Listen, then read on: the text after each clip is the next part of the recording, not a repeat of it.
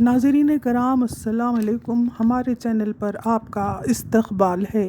ہماری آج کی نشست میں ہم بکر پرائز کی انعام یافتہ بانو مشتاق کی لکھی کہانیوں سے پہلی کہانی سٹون سلیب فار شائستہ محل یعنی شائستہ محل کے پتھر کی سلوں کا اردو میں تبصرہ کر رہے ہیں، جو انگلش میں کتاب ہارٹ لیمپ کے نام سے شائع ہوئی ہے۔ بانو مشتاق کی کنڑی میں لکھی کتاب کا انگریزی میں ترجمہ دیپا بھشٹی نے کیا ہے۔ بانو مشتاق ایک حساس ذہن رکھتی ہیں۔ ان کی زندگی سے ملاقات بڑے ہی روایتی انداز میں ہوتی رہی۔ یہ اپنے سماج میں اس ٹیڑھے میڑھے راستے پر نظر جمائی رہیں جہاں کچھ تو ایسا کڑوا پن پل رہا تھا جو آج کی عورت کو قبول نہیں۔ یہ نہیں کہ وہ باغی ہے، یہ نہیں کہ اصولی زندگی نہیں چاہتی، یہ نہیں کہ وہ اپنی اس جھنجھلاہٹ کو نہیں سمجھنا چاہتی، بلکہ جب وہ لائر بن جاتی ہے تو اس کے سامنے سماج کا صحیح چہرہ آ جاتا ہے، اور بانو مشتاق نے یہی چہرہ دکھانے کی کوشش اپنے ناول میں کی ہے۔ ہر پل محبت کے دعوے کرنے والے شوہر، بیوی کی ہر پسند پر مٹ جانے والے شوہر، یہ نہیں جانتے کہ you don't have to perfect to inspire others. You just need to be honest. شائستہ محل کی کہانی کچھ یوں شروع ہوتی ہے۔ افتخار اور شائستہ، جو کئی بچوں کے ماں باپ ہیں، اپنی زندگی کی بہاروں سے سجے سنورے ہیں، اور ان کی بڑی لڑکی آصفہ کو کالج جانے سے محروم کرنے پر آمادہ اس لیے ہو گئے کیونکہ کوئی نئی ملازم اتنی سچی نہ تھی کہ آصفہ جیسی دیکھ ریکھ کرتی۔ اپنے آپ کو سوشل لبرل دکھانے والے افتخار کی سوچ ایسی تھی کہ اسے اب زیادہ پڑھنے لکھنے کی ضرورت نہیں، اور بہتر ہے کہ جس طرح شائستہ کی شادی 20 سال میں ہو گئی تھی اسی طرح اب آصفہ کی بھی ہو جائے۔ جب افتخار کے نئے شادی شدہ دوست مجاہد اور ان کی بیوی زینت ان کے گھر آئے تو انہیں بھی یہ گھر ہنستا کھیلتا لگا، لیکن کوئی پھانس جیسی چیز چبھی ہوئی شائستہ کے دل میں زینت نے محسوس کی۔ شائستہ کو یہ محرومی پریشان کر رہی تھی کہ ان کی بڑی بیٹی آصفہ کالج کی پڑھائی سے محروم ہو رہی ہے، اور وہ بچوں کا دھیان ایسے رکھ رہی ہے جیسے شائستہ کی وہ بیٹی نہیں بلکہ ماں ہو۔ شائستہ نے یہ بات بڑے دکھ سے زینت کو بتائی۔ زینت نے آصفہ کی جانب جب دوستی کا ہاتھ بڑھایا تو پہلے اس کے چہرے کی ویرانیاں بہت کچھ کہہ گئیں، پھر آہستہ آہستہ وہ اپنے دونوں ذمہ داریاں بخوبی نبھانے لگی، بچوں کی نگہداشت اور اپنے ماں باپ کا خیال۔ دوسری طرف افتخار اس بات پر نازاں تھا کہ اس نے شائستہ کی ہر مراد پوری کی ہے۔ اگر وہ بھی کہیں کا بادشاہ ہوتا تو شائستہ محل بناتا جو تاج محل کو شرما دیتا۔ مجاہد نے افتخار کو ٹوکا، ارے یہ تو خبر پر بنایا گیا مقبرہ ہے، مگر افتخار نے کہا نہیں، اصل تو محبت کی یادگار ہے۔ لیکن مجاہد نے موقع کو ہاتھ سے جانے نہ دیا اور کہا یس یس، اے سمبل آف ڈیڈ لو۔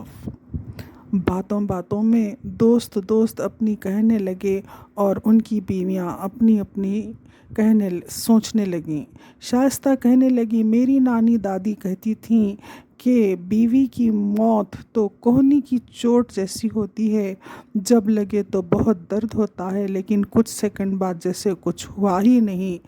لیکن مجاہد کی بات کو پرے ہٹا کر افتخار نے پھر بلند بانگ محبت کے دعوے کرنے شروع کر دیے، اور ایسی ہی باتوں کے بیچ مجاہد اور زینت اپنے گھر کے لیے واپس ہو گئے۔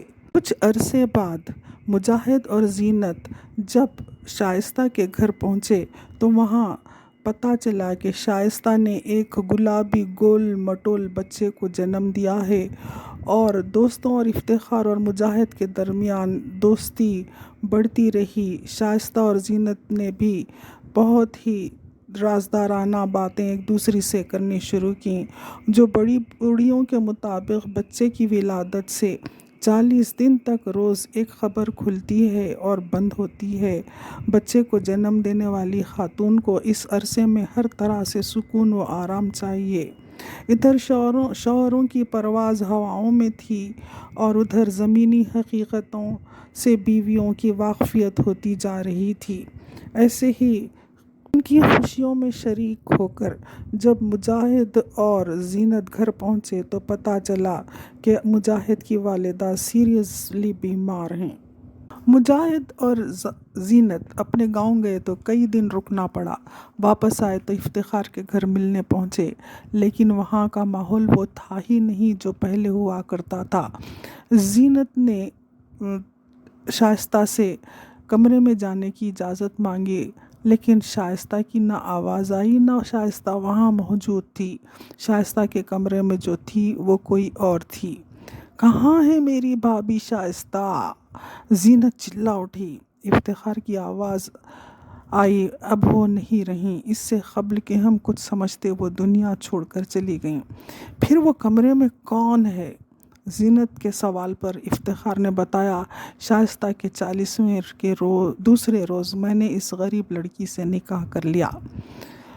یہ سن کر زینت کے منہ سے بے ساختہ نکل گیا، ٹھیک ہے، بچوں کو دیکھنے بھالنے آپ نے اس سے نکاح کر لیا، مگر آپ کے وہ محبت کے دعوے، جس خبر میں آپ چھوڑ آئے ہیں، جس کے اطراف آپ نے پتھر کی سیلیں لگا دی ہیں، وہیں کہیں کسی دن اگر وہ کچھ جاگ جائیں خواب تو آپ کی خیر نہیں۔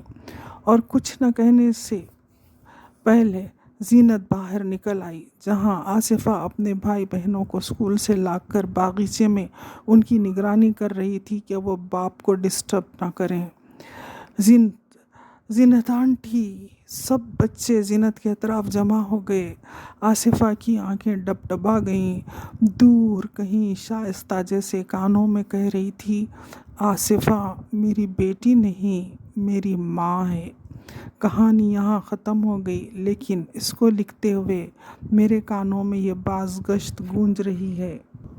اولاد کا حق صرف روٹی نہیں، اولاد کا حق صرف کپڑا اور چھت نہیں، بلکہ ادب، اخلاق، وقت، توجہ اور دعائیں بھی ہیں۔